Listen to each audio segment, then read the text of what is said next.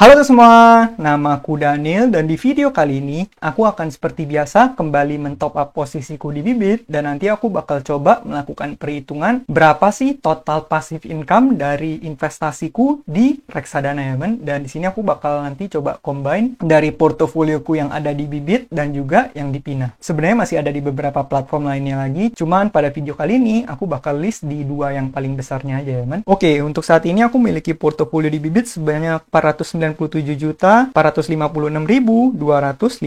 rupiah, di mana aku udah punya keuntungan 11.668.991 rupiah. Itu floating profitnya di angka 2,4% ya men. Dan seperti biasa aku akan mentop up lagi, tapi kali ini aku cuma bakal top up sisa dari GoPay ku aja karena kebetulan aku lagi punya sisa saldo GoPay 710.000. Jadi aku bakal top up di sini 710.872. Ya udah, kita bakal seperti biasa manfaatin bonus referral ya. Kita tinggal pencet pakai di sini. Kemudian aku bakal masukin angkanya yang tadi 710872.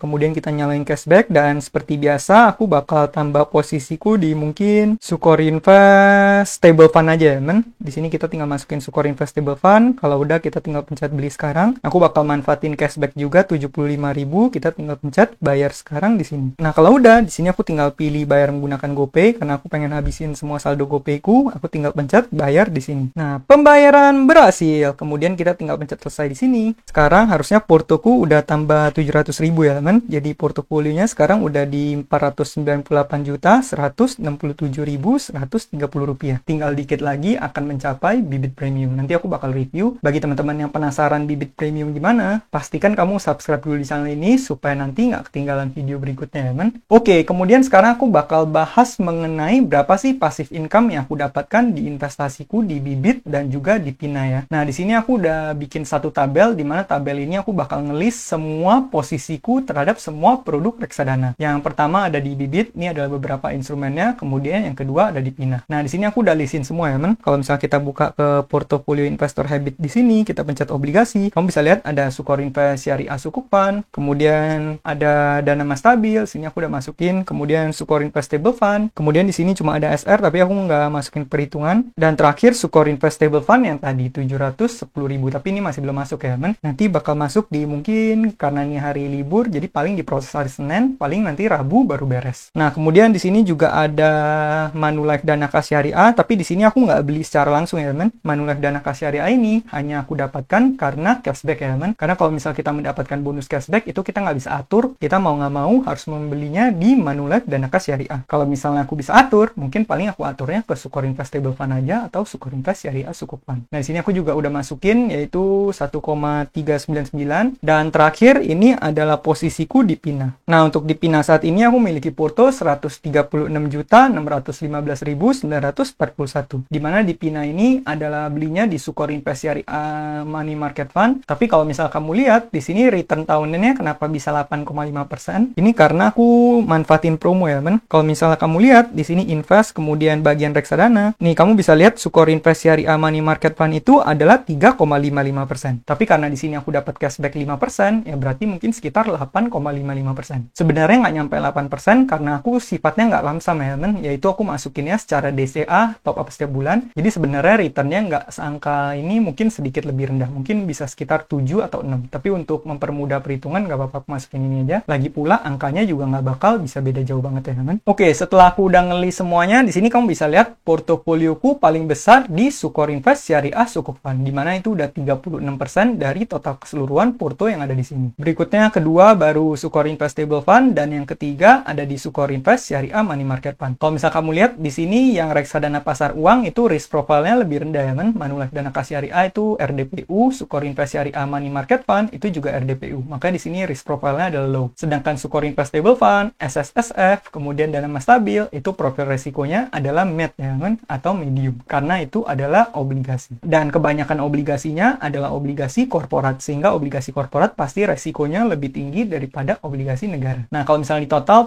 danaku 633 juta, tapi ini masih sebenarnya ditambah dikit lagi karena tadi masih ada 1 juta di SPN dan juga 700.000 yang masih belum masuk ya men. Nah, kalau misalnya di total alokasi portonya adalah 100%. Kemudian kamu bisa lihat di sini return per tahunnya aku akan mendapatkan sekitar 40.580.226. Tapi angka ini nggak exact, bisa sedikit naik ataupun walaupun turun, karena return tahunan dari setiap reksadana juga bakal selalu mengalami perubahan ya teman, walaupun mungkin angkanya nggak beda-beda jauh banget. Jadi kalau misalnya nanti naik turun, itu pun biasanya nggak beda jauh banget. Tapi ini buat hitung secara gambaran kasar aja, kira-kira dapat berapaan sih? Nah, sini kamu bisa lihat modal awalnya 633 juta, kalau aku diemin 1 tahun, dananya akan menjadi 673 juta sekian. Return tahunannya itu sekitar 6,41%, di mana bakal dapat sekitar 40 juta sekian. Tapi ini kira-kira aja ya men, ini hanya gambaran kasar aja. Kemudian return per bulannya 3,3 juta, dan return per harinya aku mendapatkan 111 ribu rupiah. Nah, jadi lumayan banget ya men, kita tanpa ngapa-ngapain, kita bisa mendapatkan passive income 100 ribuan. Bahkan passive income ini udah bisa mengcover untuk biaya kehidupan sehari-hari, ataupun digunakan untuk makan. Tapi aku pribadi nggak akan menarik dana ini, semua dana ini akan aku investasikan terus, dan aku di sini kebanyakan membeli instrumen yang sifatnya selalu naik, ini buat jaga-jaga aja ya. Kalau misalnya nanti terjadi krisis, aku bisa dengan fleksibel menarik semua danaku di sini, dan aku bisa hajar saham di harga yang sedang terdiskon. Tapi nggak tahu apakah krisis bakal terjadi atau nggak, kita benar-benar nggak bisa memprediksi. Jadi ini hanya upaya untuk antisipasi aja. Kalau misalnya nanti nggak terjadi krisis dan ekonomi udah perlahan-lahan bertumbuh ke arah yang lebih baik, mungkin aku bakal masukin ke instrumen yang lebih high risk lagi, contohnya seperti P2P ataupun instrumen-instrumen lainnya ya men. Nah, jadi gitu ya update mengenai passive incomeku. Sekarang aku akan menjawab beberapa pertanyaan dari teman-teman semua. Yang pertama adalah dari Kak Fenzia. Bang, mau tanya nih, instrumen investasi yang rate-nya 10% ke atas tuh apa aja ya Bang? Terima kasih. Nah, untuk menjawab pertanyaan ini, sebenarnya yang 10% ke atas itu lumayan banyak ya. Contohnya kalau misal kamu investasi reksadana saham, kalau kamu investasi jangka panjang, lebih dari 10 tahun, itu biasanya bisa memberikan belasan persen. Kemudian kalau misalnya kamu cek seperti instrumen-instrumen yang kayak P2P lending, saham, itu juga bisa mencapai angka belasan persen. Bahkan P2P kalau misalnya pengen yang sedikit beresiko, ada yang 20% plus-plus juga ya. Tapi kebanyakan itu di angkanya adalah belasan persen. Bisa dapat 12%, 15% itu udah oke banget. Kemudian kalau misalnya kamu investasi di saham, kamu investasi di saham blue chip aja, contohnya seperti Bank Buku 4, itu juga bisa memberikan belasan persen. Atau kadang kalau kamu tambahin sama dividennya, terus kamu investasi dalam jangka panjang, itu bisa sampai hampir 20-an persen juga ya men. Kemudian tentu aja kalau kamu investasi cryptocurrency, itu juga bahkan bisa jauh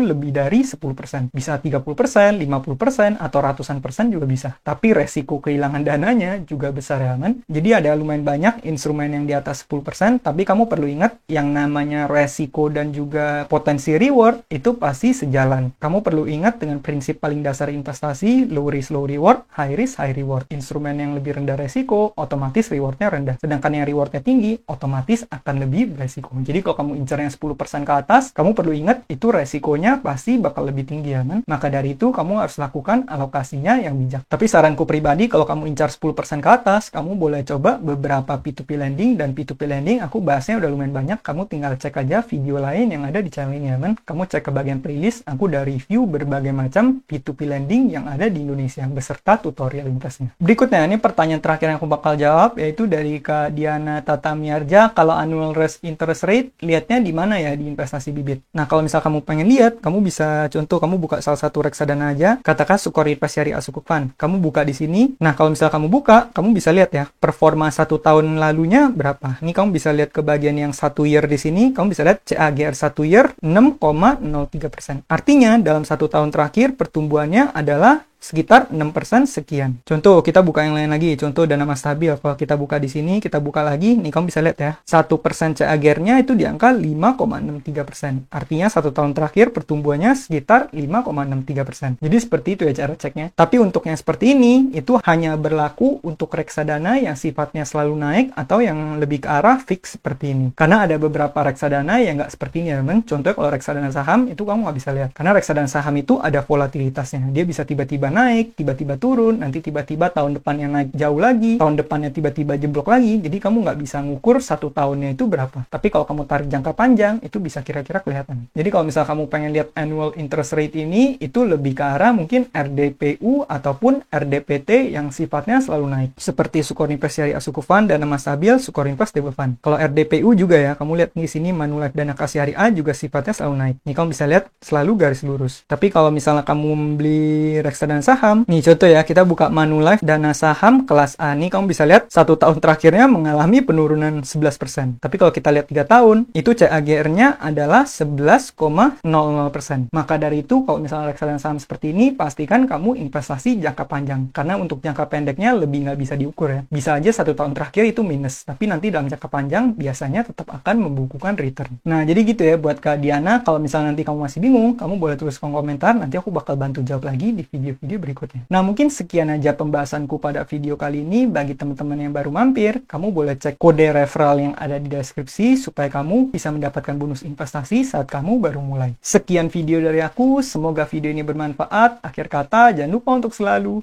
invest in yourself. Sampai jumpa di video berikutnya. Bye!